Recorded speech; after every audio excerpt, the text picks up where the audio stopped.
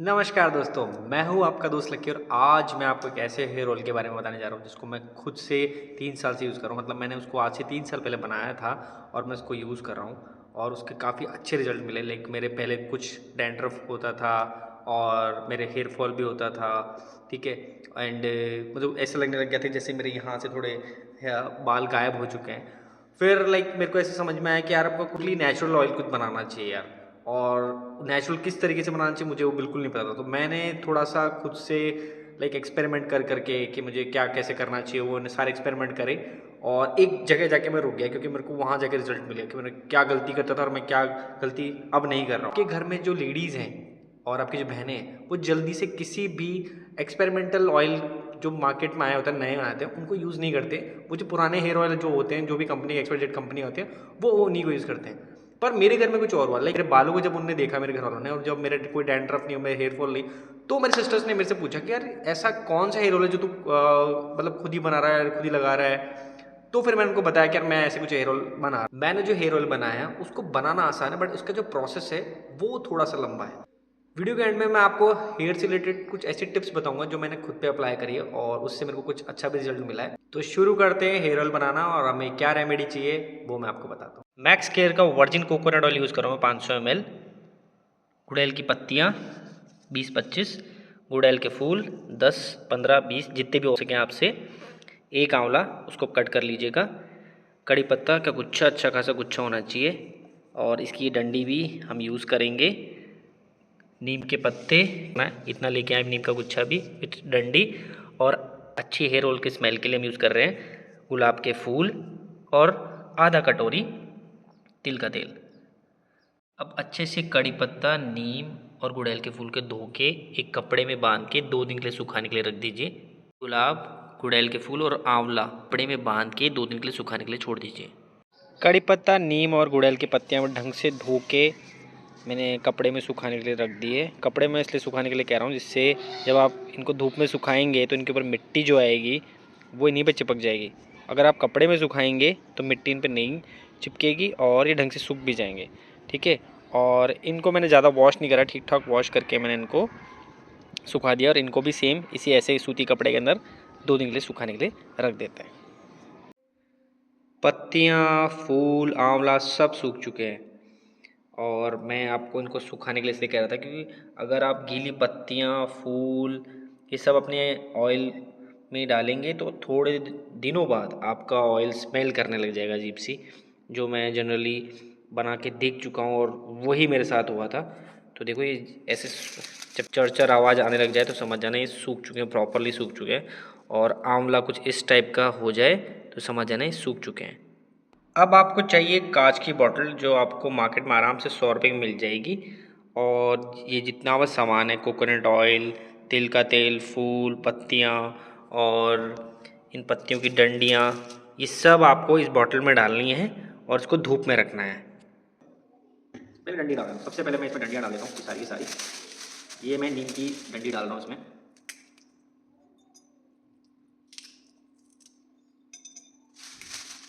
ये भी सूख चुकी है।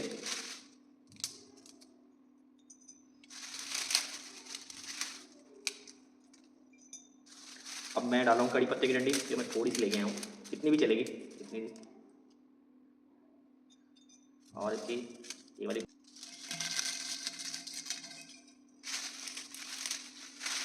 आप इनको चूर के भी डाल सकते हैं अगर आपको थोड़ी डिफिकल्टी हो तो। एक तरफ सारी डंडियाँ कर लीजिए पहले एक बार।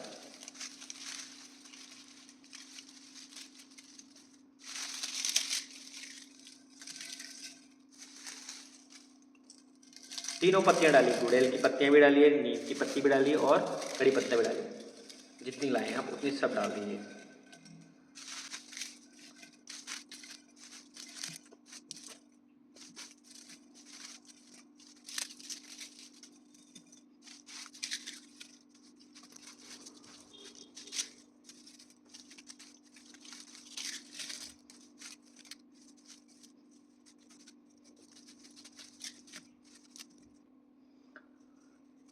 अब मैं इसमें आंवला डाल रहा हूँ, जो मैंने आंवला सुखा ली थी मैं इसमें आंवला डाल रहा हूँ।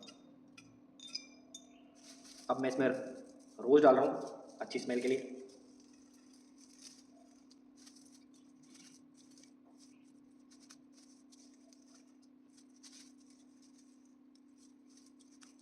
अब मैं इसमें गुड़हल के फूल डाल रहा हूँ।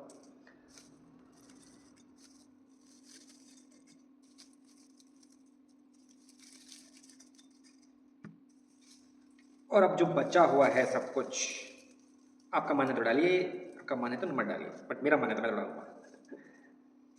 नेचुरल चीज़ की बात ही लगे, आप जितना ज़्यादा डालेंगे वो उतना ज़्यादा इफेक्टिव रहेगा आपके लिए। नहीं पता पड़ेगा।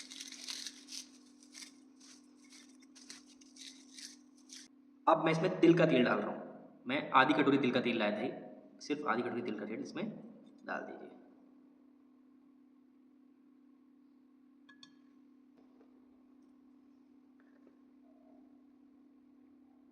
नारियल तेल डाल लेते हैं इसके अंदर।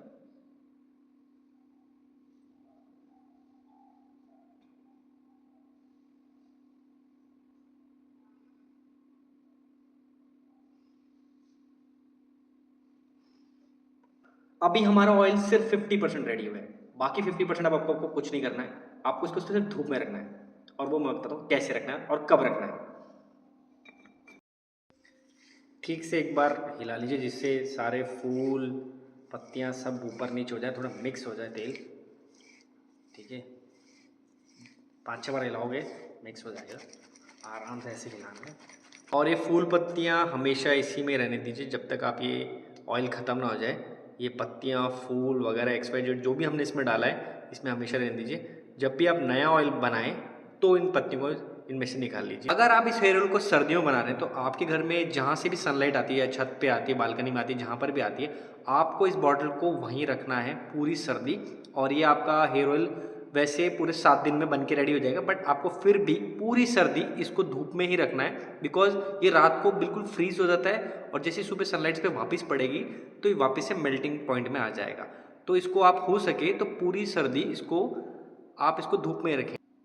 और अगर आप इस हेयर ऑयल को गर्मियों में बना रहे हैं तो ये हेयर ऑयल गर्मियों में हार्डली 3 दिन में बन के रेडी हो जाता है। आपको बस ये ध्यान रखना है कि आपको सुबह 8 बजे से 12 बजे तक की धूप में इसको रखना है।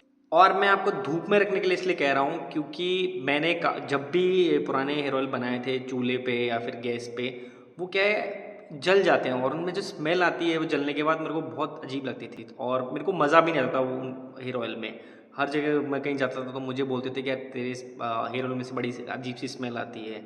सो फिर मैंने खुद से सोचा कि यार क्यों ना हेयर ऑयल को मैं धूप में ही और इसको खुद से बॉईल होने दूँ, मतलब मैं इसको धूप में रखूँ तो ये खुद से ही बॉईल होएगा और बहुत अच्छी तरीके से ये बॉईल होता है। और ये बहुत इफ़ेक्टिव काम करता है क्योंकि इससे जो इसको विटामिन मिलते हैं धूप से और इसका जो बॉइलिंग पॉइंट बनता है वो बहुत नॉर्मल टेम्परेचर में रहता है, एक तरीके से बॉइलिंग पॉइंट इसका बढ़ता है। और जब इस कलर का आपका ऑयल हो जाए तो आप समझ जाइए आपका ऑयल रेडी है। और मैंने इसको प्लास्टिक बॉटल में रख रखा है, बट आप कोशिश करें इसको कांच की बॉटल में ही सोने से पहले इस ऑयल को हमेशा लगाएं। और लगाने का तरीका ये कि आप इसको हथेली में थोड़ा सा ऑयल डालिए और इसको सिर्फ और सिर्फ जहाँ जहाँ आपको लगता है कि गंजापन आ रहा है वहाँ उस तेल को आपको ढंग से इधर उधर या इधर, खासकर लड़के यहाँ से ज़्यादा गंजे होते हैं, तो अब यहाँ इसको लगाइए।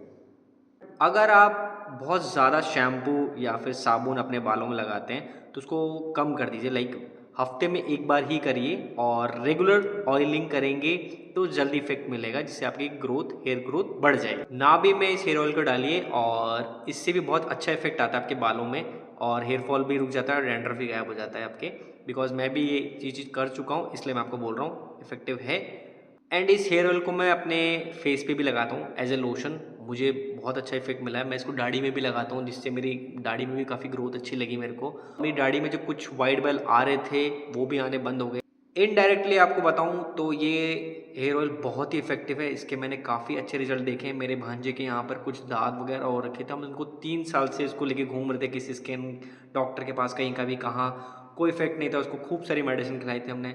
पर एक दिन मैंने अपनी मॉम को बोला कि मम्मी यार ऐसा करते हैं इसके एक बार ये अपने हेयर ऑयल लगा के देख लेते क्योंकि बना टोटली नेचुरल है। और हमने लगाया और लिटरली उसके बिल्कुल भी गायब होगा।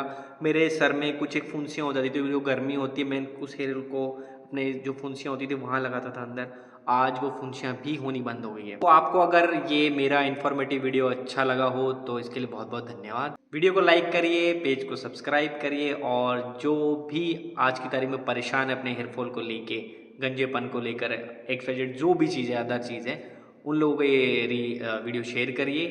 धन्यवाद।